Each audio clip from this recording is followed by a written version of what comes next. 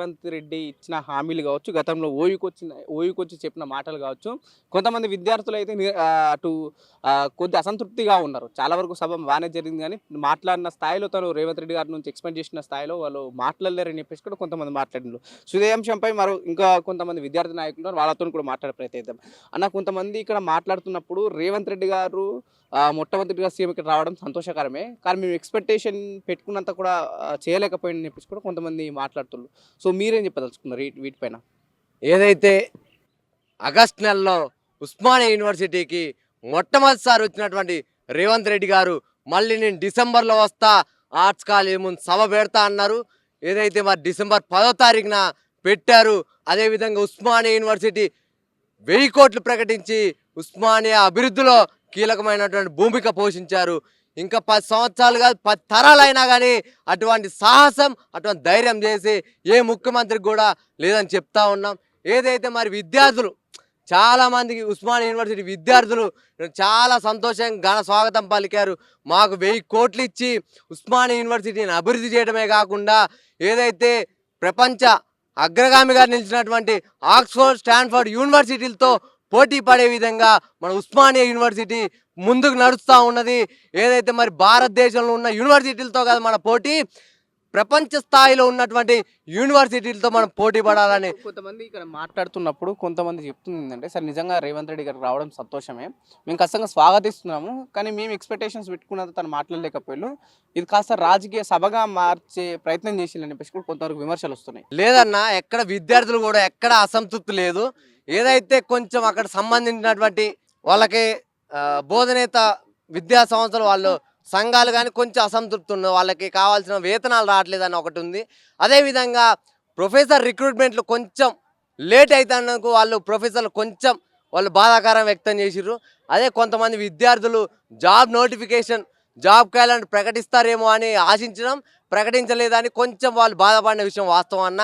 కాకపోతే ఉస్మానియా యూనివర్సిటీలో వచ్చినప్పుడు ఏదైతే విద్యకు సంబంధించిన అంశాల గురించే మాట్లాడాలి, యూనివర్సిటీకి సంబంధించిన అభివృద్ధి పథకాలు, లేకపోతే ఉస్మానియా యూనివర్సిటీలో ఉన్నటువంటి సమస్యలు తీర్చాలి, ఇక్కడ ఉన్నటువంటి ఏ సమస్యను కూడా మనం పరిష్కరించాలనే ఉద్దేశంతో వచ్చారు. కాబట్టి ఉస్మానియా యూనివర్సిటీకి సంబంధించినటువంటి అదేవిధంగా ఈ రాష్ట్రంలో ఉన్నటువంటి విద్యని ఎలా మెరుగుపరచాలి, ఈ యొక్క దేశంలో ఉన్నటువంటి యూనివర్సిటీలతో కాదు మనం ప్రపంచ స్థాయిలో ఉన్నటువంటి విద్యా సంస్థలతో పోటీ పడే విధంగా మన విద్య ఉండాలి. మన పేద బడుగు బలహీన వర్గాలకు చెందినటువంటి పేద విద్యార్థులందరూ కూడా చదువుకోవాలి. వాళ్ళందరూ కూడా మరి చదువే ప్రామాణికం, వాళ్ళు చదువుకుంటేనే వారు అభివృద్ధి చెందుతారని రేవంత్ రెడ్డి గారు ఆలోచించారు. ఏదైతే మరి విద్యార్థులు జాబ్ క్యాలెండర్ గురించి మాట్లాడుతున్నారో, జాబ్ క్యాలెండరు అసెంబ్లీ వేదికగా ఒక సాంకేతికబద్ధంగా ప్రకటించబోతున్నారు. ఏదైతే మొన్న జరిగినటువంటి బహిరంగ సభలో చెప్పారు, మేము రానున్న 6 నెలల వ్యవధిలో 40,000 ఉద్యోగాలు నియామకాలు జరుపుతాం, నిరుద్యోగులకి న్యాయం చేస్తామని వారు చెప్పడం జరిగింది. కాబట్టి విద్యార్థి నిరుద్యోగులందరూ కూడా మీరు అధైర్యపడకండి. మీరు చేయాల్సిందంటే వాటి ఒకటే, ఉద్యమాలు చేయొద్దు, రోడ్లు ఎక్కొద్దు, లైబ్రరీలు మీరు బయటికి రావద్దు, మీరు కూర్చోండి, కఠోర శ్రమతో మీరు నిబద్ధతతో పనిచేసుకొని చదవండి.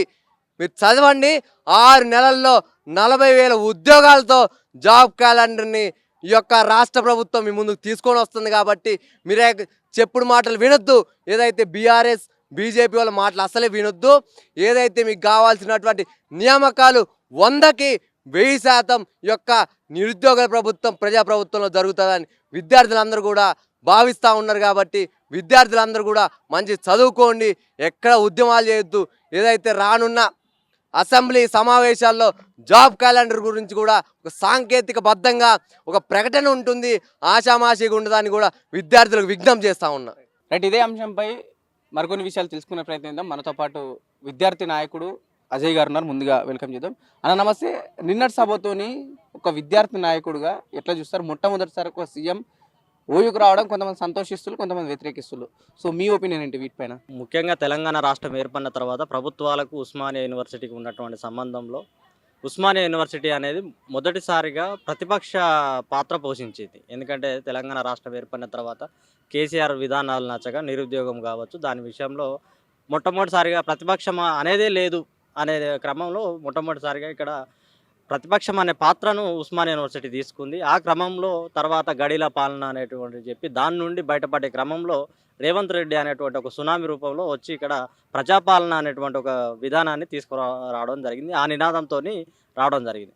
అక్కడి నుండి మొదటిసారిగా ఒక ముఖ్యమంత్రి స్థాయి వ్యక్తి, ఎందుకంటే ఉస్మానియా యూనివర్సిటీకి ఒక చరిత్ర ఉంది. ఉస్మానియా యూనివర్సిటీ ఉద్యమంలో ఒక పెద్ద పాత్రను పోషించింది కాబట్టి ఈ పాత్రను ఫుల్ఫిల్ చేయాలని అంటే దానికి ఇప్పుడు సీఎంలతోని కానీ మిగతా వాళ్ళతోని సాధ్యం కాని పని. ఎందుకంటే దీనికి ఈ సీఎంల కంటే ముందు నుండి దీని యొక్క చరిత్ర ఉన్నది. అనేక వందే మాతర ఉద్యమం కాలం నుండి చూస్తుంటే ఉస్మానియా యూనివర్సిటీకి ప్రత్యేకమైన చరిత్ర ఉంది, ప్రత్యేకమైన పాత్ర ఉంది తెలంగాణ సమాజంలో.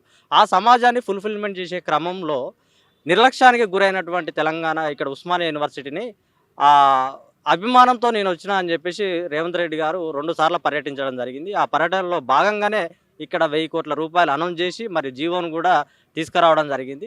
ఈ జీవో తీసుకొచ్చినందుకు మేమందరం కూడా సంతోషంగా ఉన్నాము, స్వాగతిస్తున్నాము. ఆయన రాకను మేము స్వాగతించి విద్యార్థులకు, నిరుద్యోగులకు, ఇక్కడ ఉన్నటువంటి మేధావులకు అందరికీ కూడా ఉస్మానియా యూనివర్సిటీ కేంద్రంగా తెలంగాణ సమాజం అనేది బాగుపడడానికి మేమందరము కూడా ఆయన స్వాగతిస్తున్నాం.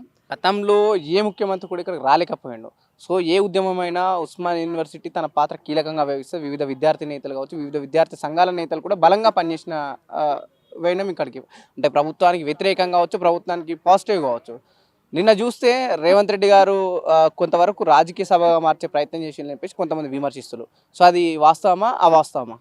అంటే స్పీచ్ మనం గమనిస్తే ఆయన స్పీచ్ నార్మల్గా అంటే ఆయన వచ్చిన బ్యాక్గ్రౌండ్ కావచ్చు దాన్ని చెప్పి మరి విద్యార్థి సమస్యలు ఏ విధంగా ఉంటాయి, ఇక్కడ ఉన్నటువంటి సమస్యలు ఏ విధంగా ఉంటాయి, తెలంగాణ సమాజాన్ని ఆత్మను ఒక వెల్లడించేటువంటి క్రమంలో ఆయన ఒక స్పీచ్ ధోరణి కనిపించింది. అంతేకాకుండా కామన్ అంటే రేవంత్ రెడ్డి గారు ఎక్కడికి పోయినా కూడా ఆ స్పీచ్ అనేది రిపీట్ చేస్తుంటాడు.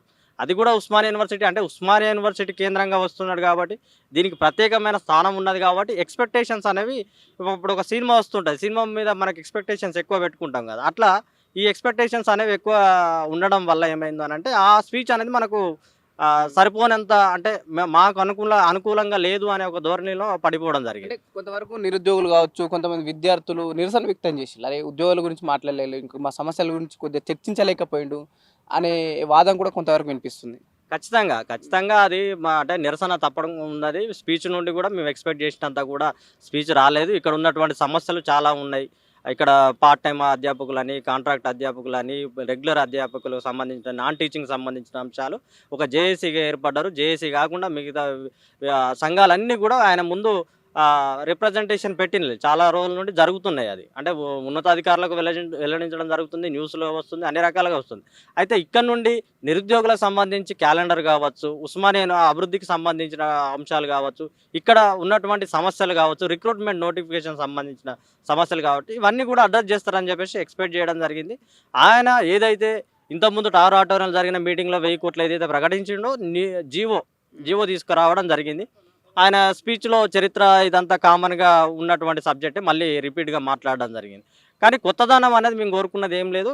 ఈ జీవో ఒకటి సంతోషదాయకంగా ఉన్నది. జీవో కాకుండా నైతిక అభివృద్ధి, ఇది మౌలిక సదుపాయాలకు సంబంధించిన విషయం, కానీ ఈ టీచింగ్, రీసెర్చ్ దీనికి సంబంధించినటువంటి ఒక నైతిక అభివృద్ధి అనేది జరగాలని చెప్పేసి మేము కోరుకున్నాం. అది ఎక్స్పెక్ట్ చేస్తున్నాం. ఇప్పటికైనా ఆయన రెక్టిఫై చేసుకొని, విద్యాశాఖ ఆయన చేతుల్లో ఉన్నది కాబట్టి ఇప్పటికే 2 సంవత్సరాలు గడిచిపోయింది, ఇంకా డిలే అయిందని చెప్పేసి మేము అనుకుంటున్నాం. మిగతా పనుల మీద కాకుండా విద్య మీద ప్రత్యేకమైన శ్రద్ధ చూపించి ఇప్పుడైనా ఆయన సమస్యల మీద ఒక్కొక్కటిగా పరిష్కారం చేస్తాడని చెప్పేసి ఆ దిశగా వెళ్తున్నాడని చెప్పేసి మేము ఆశాభావం వ్యక్తం చేస్తున్నాం. ఇదైతే నిరాశ కలిగించినటువంటి విషయం. ఇప్పుడు ప్రస్తుతం ఉన్నటువంటి అబ్జర్వేషన్ ప్రకారంగా చూస్తే ఉస్మానియా యూనివర్సిటీకి వచ్చినటువంటి ఒక 1000 కోట్ల జీవో తప్పితే మిగతా అంతా కూడా నిరాశాజనకంగా ఉన్నటువంటి పరిస్థితి కనబడుతుంది.